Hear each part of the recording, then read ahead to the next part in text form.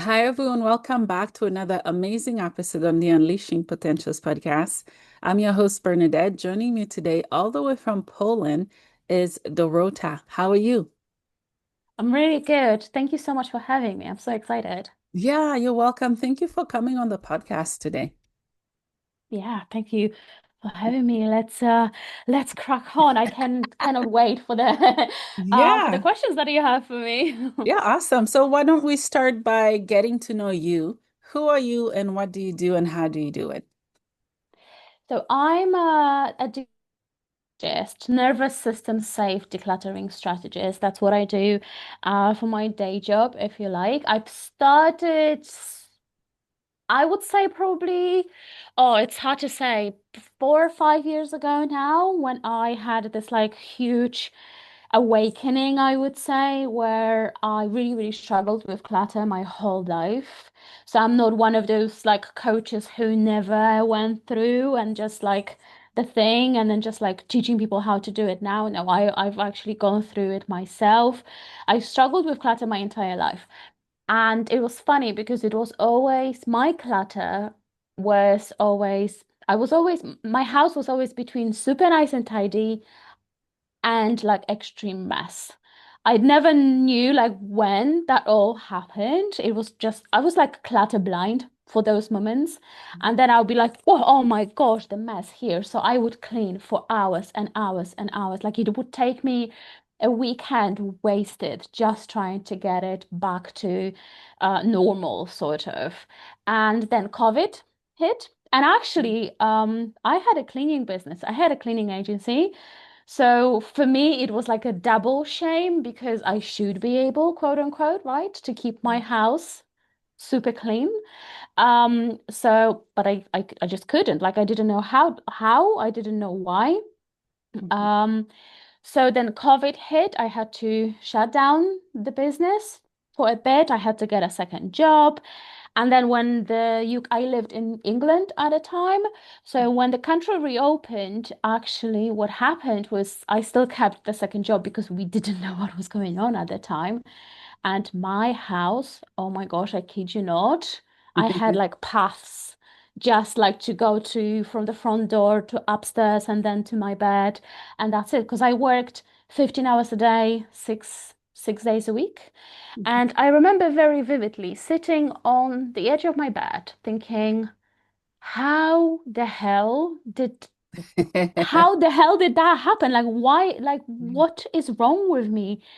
Like and also in the same time, I understood why people struggle so much and they are just unable because for me I was able to get out of it. I was like super messy, super clean, super messy, super clean, but there was always this like wave Mhm. that I would ride on. But th at that moment I understood, oh my gosh, it I get it now. I get why people can't just get out of it. So I started to research. I'm really good at that. So I started to research how to.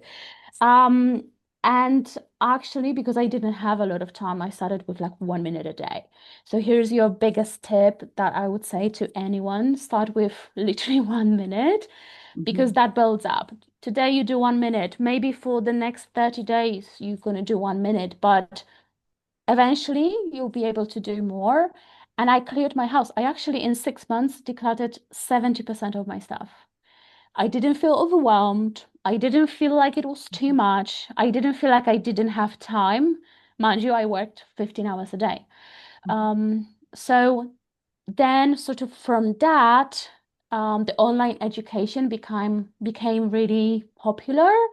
So I decided to go into it, and that was my calling. And that's why I'm here today, spreading the message of you don't have to struggle, you don't have to be drowning in clutter.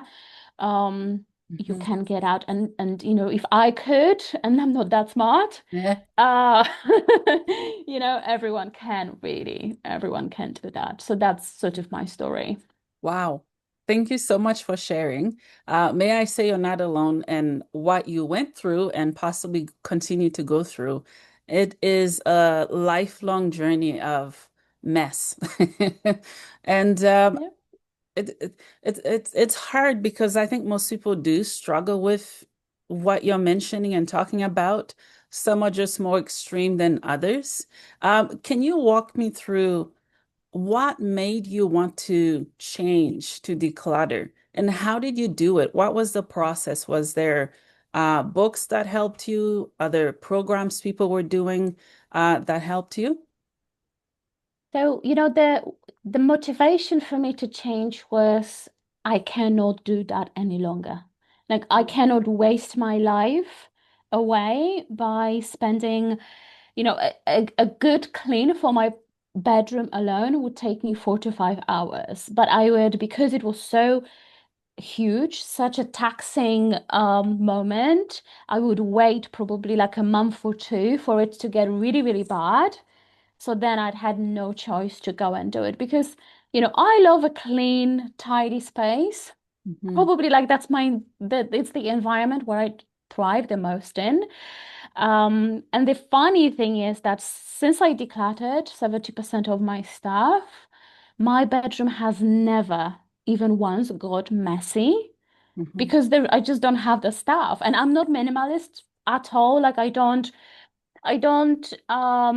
I'm not that kind of person that would say to you, like minimalist is the way to go, or you have to follow this rule or that rule. So what worked for me, it doesn't mean that it would necessarily work for everyone, but there is always with my clients, what we do is I always give them a set of few things that they can do, and as we go, we change them, we make them unique to their circumstances, but I am a nervous system safe decluttering strategist. So my main priority for everyone is you have to make decluttering safe for your nervous system. So what that means is, it doesn't mean that you're like in danger because you have clutter, right? But our nervous system is designed in a way that it constantly scans our environment for danger and for safety, right? And danger means something new. That's already a danger to our nervous system, right? An unknown, like it's a perceived danger. So when we want to now go and declutter our home, literally our brain goes, wait, what do you want to do? Like, I don't think so. It's never going to work. That's why, if you want to go on a diet or if you want to try a new thing, it works okay for like a motivation standpoint for like a week or two, but then it doesn't, right? Hmm. So what I would say to people is we always want to make sure that your body can handle your brain and your body can handle what you want to do and not from like a physical point of view where you're all of a sudden going to lift a closet and move it around your house, but actually when you feel that sort of anxiety rising up like oh my God, and the overwhelm and procrastination, these are all the signs of dysregulated nervous system.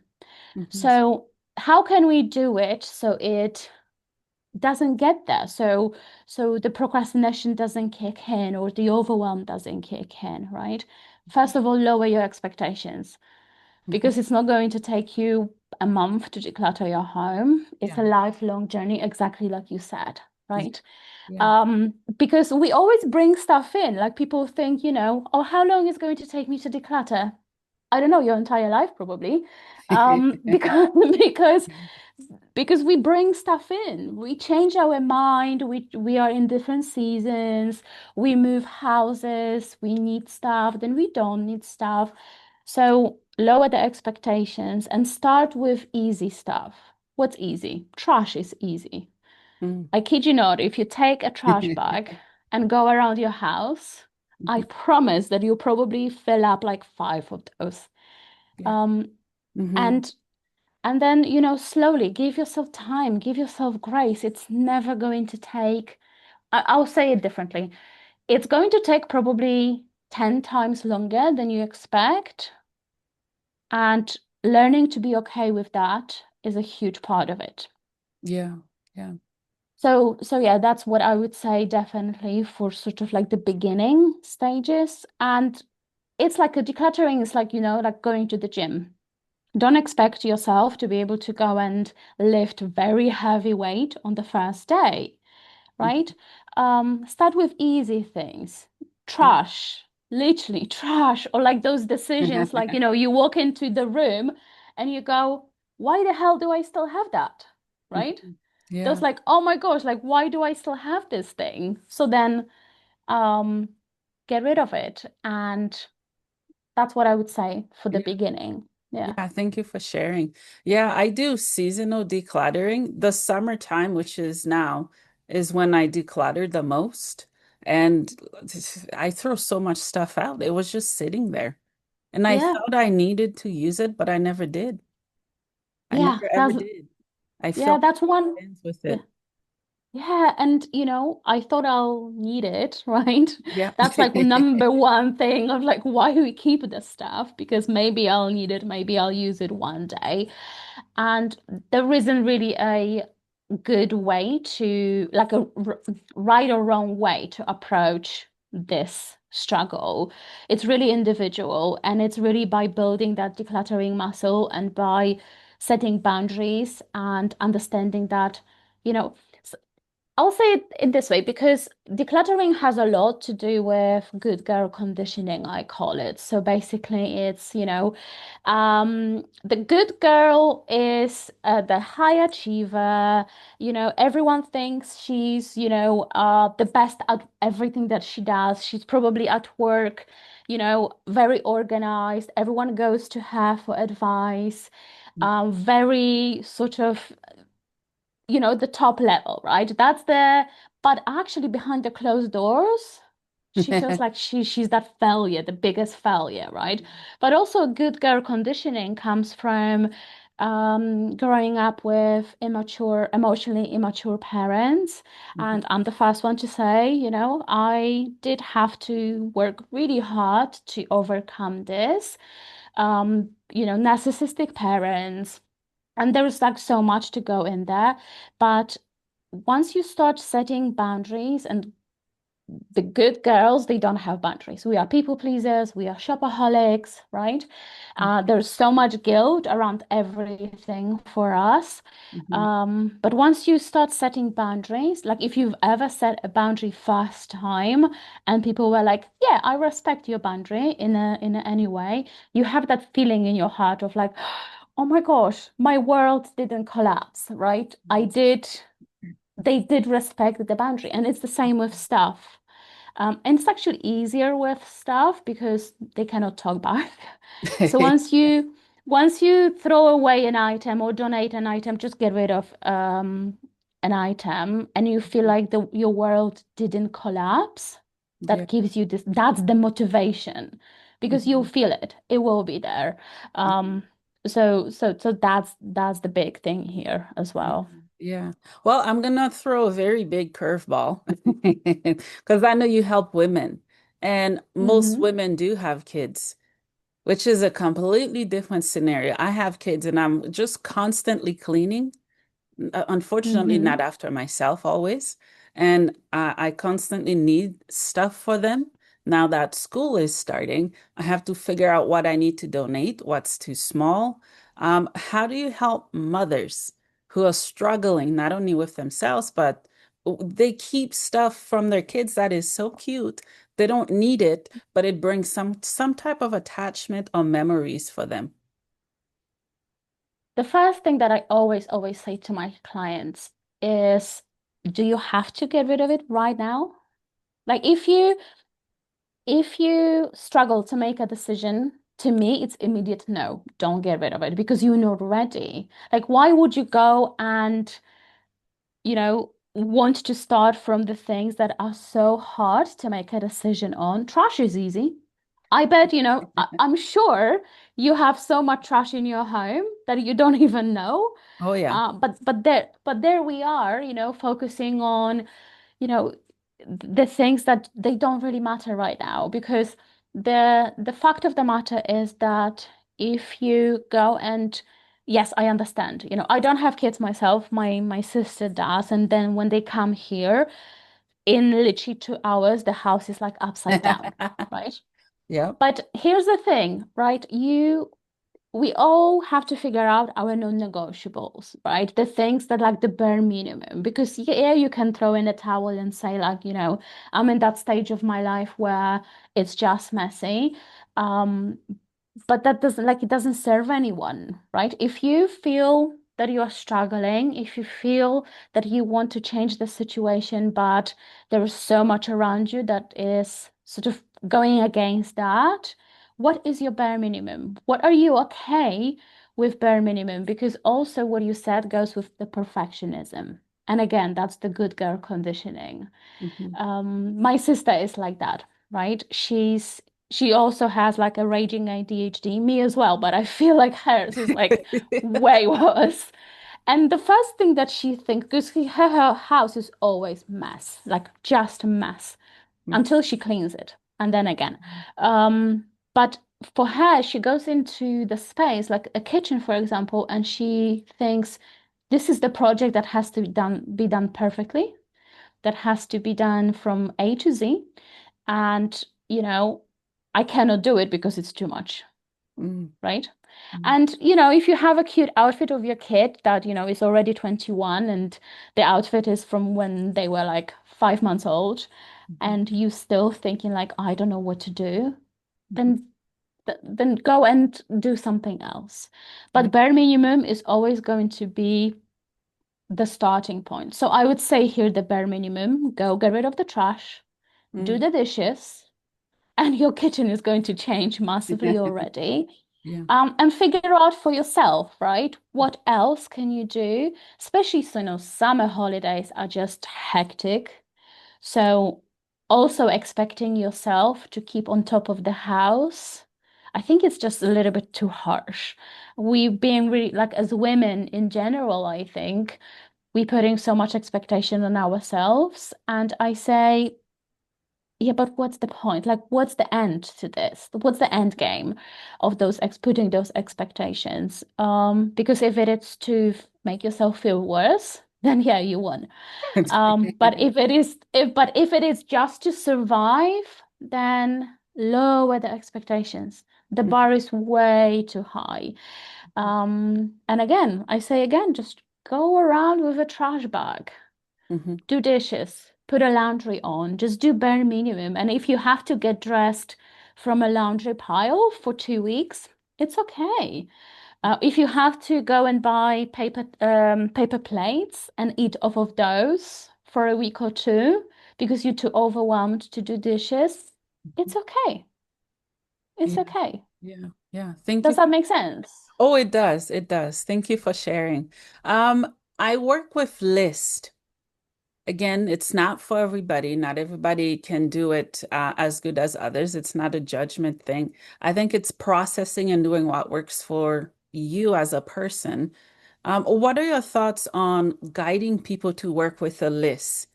I select different parts of the house. Example, kitchen, and how many cupboards I have and what I need to get rid of, which I've done Mm-hmm. throughout since spring. And then the bedroom and just with list. Do you think that's practical for some people? Yeah. I'll say this. Every single strategy works, whether it's a list, whether it's whatever else that is, right? Everything works, but it doesn't mean that everything is going to work for you as an individual, right? So again, you said you work great with lists. For me, if I had to work with a list, I'll just want to go and like burn my house down, or like move out to a different country. But you bring you everywhere you go anyway, so it's not escaping it. But working with list is great. Actually, there was this thing that I came up with this um a few years back, I think, where I would put three things on the list. Let's say I'll go to the kitchen, right? And Mhm. I do three things on the list because I don't know how much time I'll have. I don't know if someone's going to call me and ask me to, like, I don't know, run an errand, or the light's going to go off, or whatever happens, right? Because we always assume when we start off with decluttering or cleaning or tidying that we have this like unlimited amount of time. That's why also those tasks seem overwhelming and we don't want to do them. So then we procrastinate because we think, oh, it's going to take forever, or I have forever to do it. But actually, if you set yourself a timer, 10 minutes works great. If you want to do more, fine. But if you set yourself a timer for, let's say, 10 minutes and you have a list, put realistically one item on that list, right? So you put one item, let's say dishes, right? So now you go around the house, collect all the dirty dishes, and I'm sure there is loads. Like literally today after the weekend, I grabbed like 3 mugs from just my bedroom floor because I was watching Netflix all weekend, Mhm. just taking it, easy, and they were there, right? So let's say you put dishes on the list. And then you set the timer for 10 minutes, go collect all the dishes, put them in a dishwasher or wash them, and you still have more time. Then you can go and add another thing to the list. And once you do that, you can go another thing to the list, depending on how much time you have.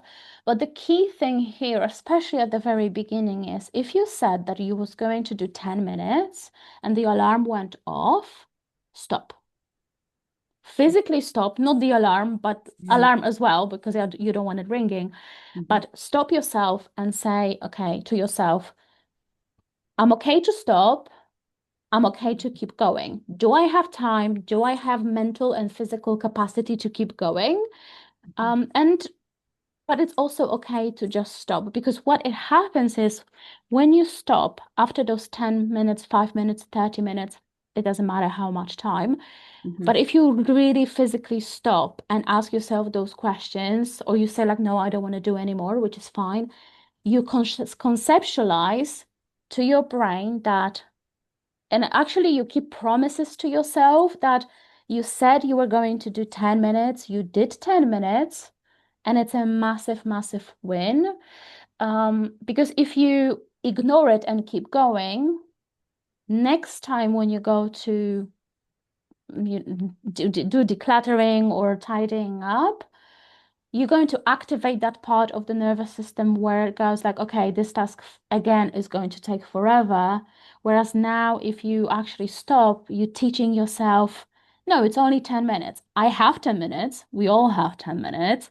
I Mhm. can go, do it, stop, continue if I want to. If I don't, it's fine. But it doesn't dysregulate you as much as it would if you just keep going endlessly. Mhm. Does that explain? Yeah, yeah, definitely it does. Yeah, thank you. Um, I love that you tackle the nervous system because I notice a big difference if I walk in a space that's very cluttered. I instantly feel choked by something. Mm. And if I walk somewhere that's very calm, very clean, there's a different atmosphere and a feeling to it. Yeah, imagine being constantly bombarded by 50,000 bits of data around us, right? We Hmm. are in general, every single minute of every single day, we are constantly aware, like our brain on the subconscious level is aware of this 50,000 bits of data, right? And on like a normal day. And then imagine adding all of that clutter, all of that extra stimuli to it, right?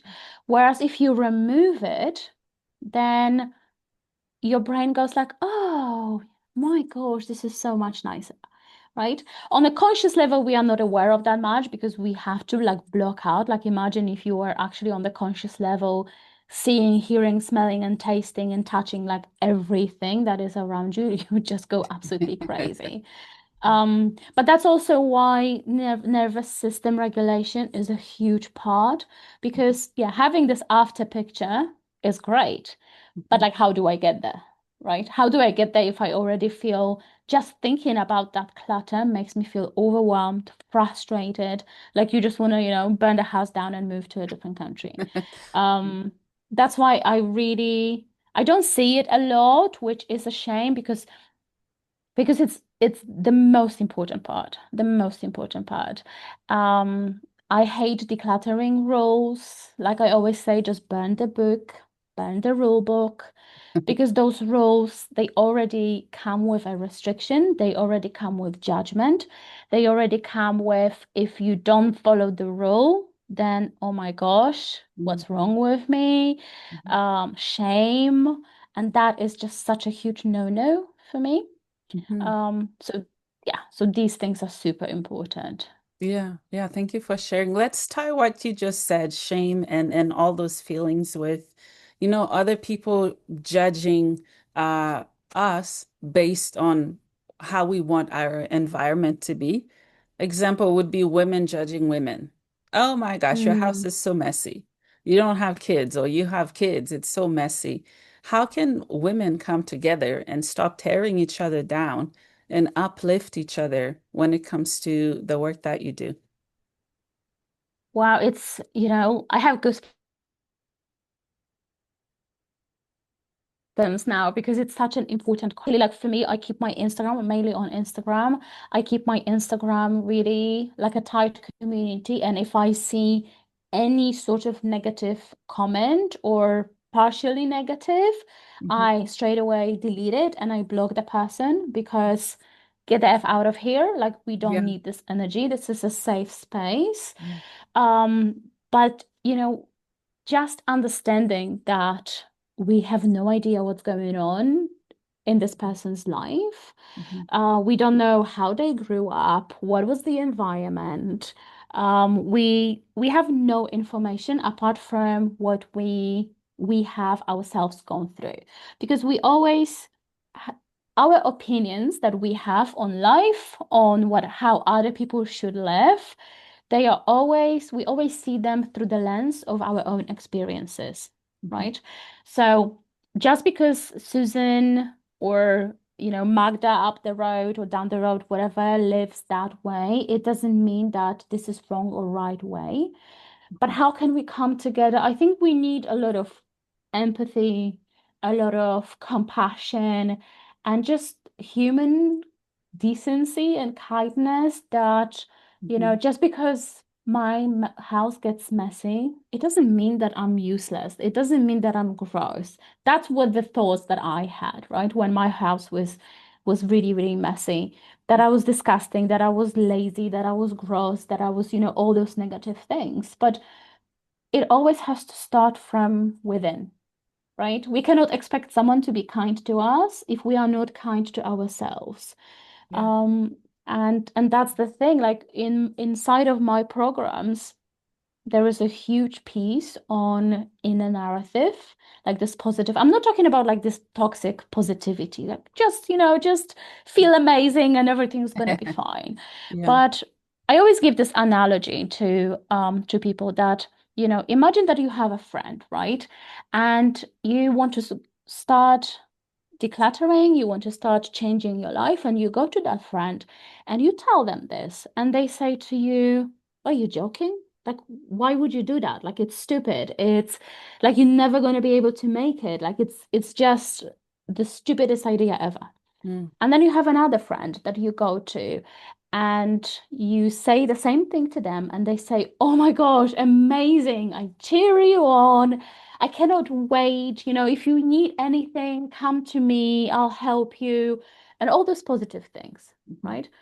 And like, who would you feel safe to go to if something goes bad? Like, definitely not the first person, right? You'll go to the second person. And Mhm. the thing is that those two people are is actually us inside. Mhm. We are so quick to judge ourselves. So we are so quick to be so critical. So really just catching those thoughts and saying like, no, no, no, we're not doing this here, you know, and starting from that. Because if you can do that to yourself, you can do that to other people. And that's what I would say where we should all start from our own hearts. Yeah, I Yeah. definitely agree. Thank you for sharing. Mhm. Do you have any exciting things coming up for your program or what you do? Oh, such a great question. At the moment, I'm heavily promoting my Declutter Your Home, which is a course. There is few things going on behind the scenes, but they are very much in at the drawing board stages. So yeah, I guess no really I'm not promoting anything right now, nothing new, I would say. Um, so yeah, that I would say this. Yeah, thank you for sharing. So when someone reach out to you, what is the process or the steps that you take to start working with them? And do you work with everybody from around the world or just where you are? No, actually, ma ma majority of my clients are from US, Canada, then Australia, New Zealand, sort of those two ends of the world. Some European here as well. But the most important is I need to 100% believe that I can help you because if I don't feel like I'll be able to take you to your goals, then, I don't just take people on. We're talking here about my one-on-one clients, right? I don't just take people on for the sake of just having another client because I would be doing myself a huge disservice, but also to this person. So there is a process that we go through, an application form that they fill in, and then I review the answers. And I'm not judging here, never ever judging. I just need those answers to the questions to be able to know where we stand on. And if I feel like maybe they are not ready yet for this full-on transformation, because it's a 6 months intensive program, but at the end of it, they are just, it's a huge transformation. Um, Not only internal, external, but also internal. So we're shifting the habits, we're rewiring the beliefs. We're going deep there to make sure that when you come out of this, you never ever go back to what it was, right? You have all the tools, you basically brand new person. Mhm, But if I feel like maybe, the person is not ready yet there is a course that I offer as well. So there are always different avenues mhm, that they can take to get what they need. So mhm. that's sort of the process. Yeah, I love that. Thank you for sharing. So what do you want people to get from this episode today?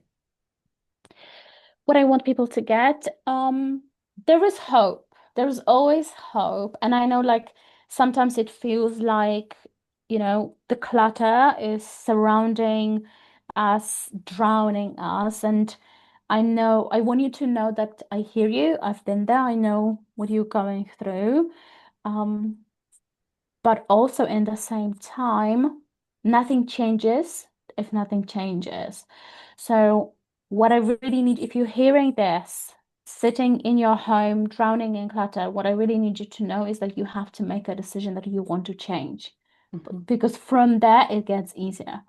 Um, and then reach out for help. It doesn't have to be me. There is so much out there, resources that can really help you. Um, but yes, nervous system regulation, if you feel like it's too much, go take a nap, go have a dance. Right now, I'm running we're recording this in August, end of August. So it's a 25th day today of decluttering dance challenge on my Instagram. And it's basically every single day I post myself dancing to a song. And then after that, take 2 minutes and go get rid of trash. Shift the mood and then go get rid of trash. And if you focus on trash for 30 days, you won't recognize your home. Yeah, I love that you mentioned music because I need music to breathe. Yeah. Use it especially to clean, and it completely takes my mind off what I have to do and the stress of it. And by the time I'm done, I'm like, where did the time go? This was fun. And I think it's to also, not everyone likes to clean, but try to find a shred of joy in cleaning Yeah. and then the expectation of what you get after you clean. Yeah. 100%. And on that note, I have to say, I hate cleaning. I hate, I absolutely hate doing that. I have to go and like hoover or do whatever. I hate doing that. Mm, And the beauty of having decluttered 70% of my stuff is that I don't have to do that anymore. Yes, there was obviously things like house get dirty and things happen, but at the back of my head, I know that it's going to take me 2 minutes and the house will it's Yeah. figure of speech, of course. Mm. But because I have the system and it's like a second nature to me now, I don't get overwhelmed even just by the idea like, oh my gosh, my sister kids visited, the house is absolute tip. Um, Mhm. so I go lie down, right? No, I go do the things because I know exactly how to do it. But music, oh my gosh, Yeah. it's it's the biggest thing for Yeah. sure. Yeah. Yeah. Yeah. And when I clean, I'm like a tornado. I tell everybody to get out of my way because if they Yeah. don't, I'm going to sweep their feet. I will mop it and I'll send them back somewhere in the corner so I can get stuff done. So I do it pretty quick and I have a system in my mind that this is what I want to get done. So I tell people, get out of my way so I can get Yeah. it. Yeah. Yeah. And I absolutely love that, knowing what works for you. Because now if I went to you and said like, forget your system, like you have to do it my way, you'd be like, no, like it doesn't work for me, right? But knowing what works for you, sometimes people have to be told what to do before they have the ability to figure out what works for them, especially at the very beginning where, they've never been told, they've never been shown, they've never had an opportunity to learn what works and what doesn't work for them. Mhm. But that's where, I'll give you the system and then off you go, figure out the rest. Mhm. Um, Yeah. but 100%, if we have a little bit more time, I just had a download from like Yeah. the Yeah. Go ahead. universe, right? Because the big thing is when you mentioned, people that are in your space and you tell them to move. Hmm. What is important is I get hundreds of questions like, how do I get my family involved?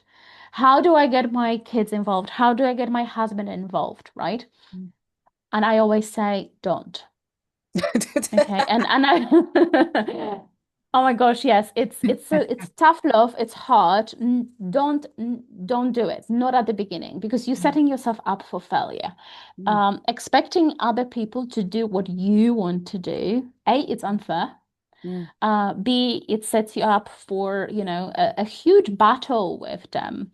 And especially if you don't really know what you're doing yet, because everything else that you've tried before hasn't really worked, then why go and ask your family, to give their input if they've never done it before? Or especially in the times where let's say you've tried in the past and it didn't work. Like it maybe worked for a week, you got upset with your family, and then you stopped altogether.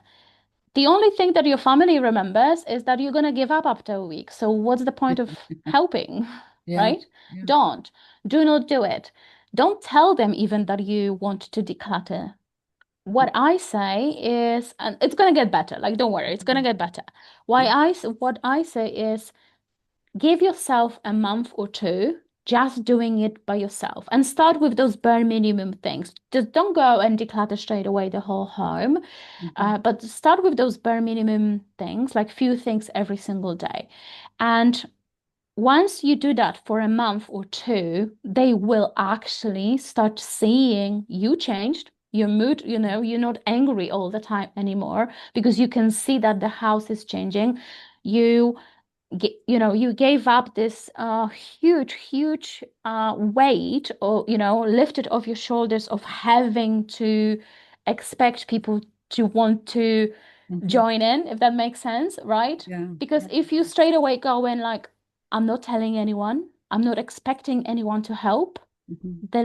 that heaviness of you not helping, like why aren't you helping, is Mhm. gone. Is gone, right? Treat it as a game, right? Yeah. How soon will they find out that I'm actually doing this? And Mhm. they will want to, like, I guarantee they will want to help. I actually had a client recently, and she's a single mom, she has two daughters, Mhm. and she would always say to me, like, they were making so much mess in the house, right? So I said to her, okay, let's not tell them what we're doing. They joined in on the calls because they were very little, but Mhm. she wouldn't ask them because every single time in the past when she asked them to do something, they were like, no, no, no, Mhm. kids, right? So she didn't. And actually, 4 days later, when we started the program, she said, they are actually asking me, Mommy, how can we help? Oh, wow. So it can work that fast, but it can go, longer. So working with a husband, getting husband to help when he refuses is completely different story. So we don't really have time to touch on this.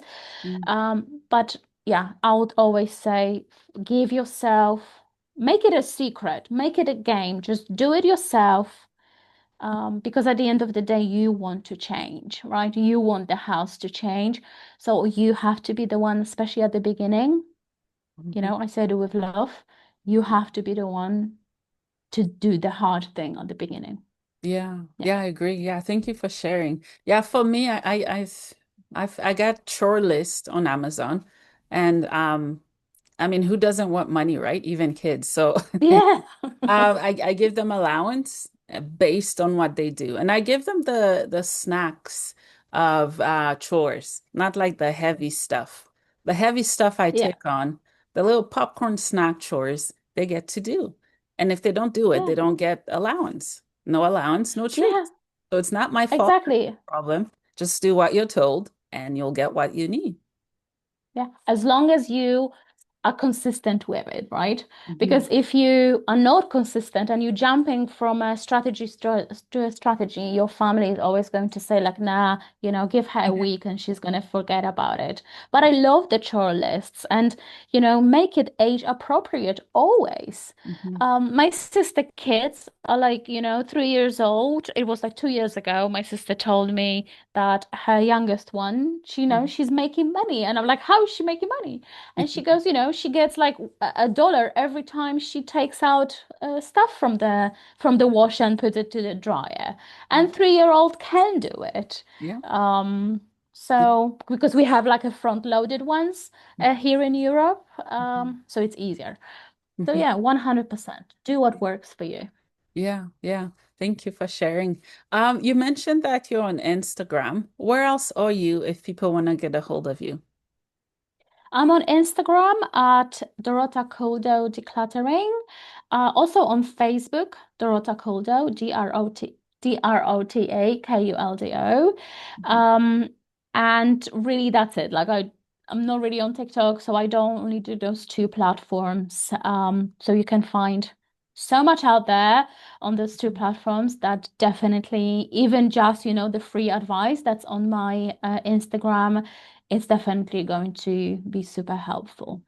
That's awesome. I have one last question for you, which I Hmm. ask every guest. What is the meaning of life for you? Joy.